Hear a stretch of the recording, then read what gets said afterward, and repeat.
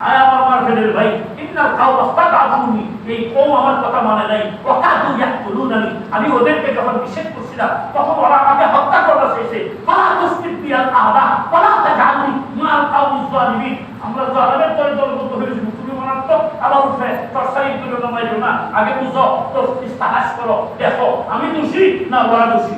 যখন মুসা আলাইহিস সালাম হাকিকতে ভালো করে তাফসীর তালাশ করে দেখলেন ওনার ভাই দোষী না, এখন ওনার ভাইকে নিয়ে উনি বলেন ক্বালা রাব্বিগফিরলি ওয়া লিআখি ওয়া আদখিলনা ফি রাহমাতিকা ওয়া আনতা আরহামুর রাহিমিন। হযরত মুসা আলাইহিস সালাম বলেন রব্বি ইগফিরলি, আমাকে মাফ করো, ওয়া লিআখি, আমার ভাইকে মাফ করো, আমি বুঝতে পারি নাই, ওয়া আদখিলনা ফি রাহমাতিকা, এবং আমাদেরকে তোমার রহমতের মধ্যে প্রবেশ করো, ওয়া আনতা আরহামুর রাহিমিন। ইয়া আল্লাহ, তুমি আরহামুর রাহিমিন, অর্থাৎ সার্বভৌমী, তোমার চেয়ে দয়া করতে বলা আর কেউ নাই, তুমি আরহামুর রাহিমিন।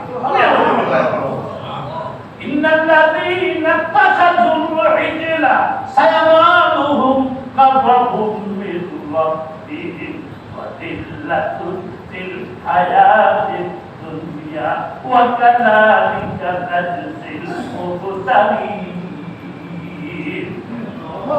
ওরা রাসূল পূজা করার কারণে মুসা আলাইহিস সালামের কথা মেনে আল্লাহ ওয়াহদানিয়তের মধ্যে না থাকার কারণে সায়ামাতুহুম গাদাবুম মির রাব্বিহিম, আল্লাহ পাক রব্বুল আলামিনের গজব নাযিল হয়েছে ওদের উপরে। আল্লাহ নারাজ হয়ে গেছেন। আরে বাবা, আল্লাহর গজব যখন আসে পৃথিবীর কোন শক্তি তাকে কিছু করতে পারে না। আল্লাহর গজবের কথা বলছেন, এই জন্যই আমরা মানুষমুখী না হয়ে আল্লাহমুখী হই। আল্লাহমুখী সব কিছু তিনি করতে পারেন, অসম্ভবকে সম্ভব করতে পারেন। কথা ঠিক না?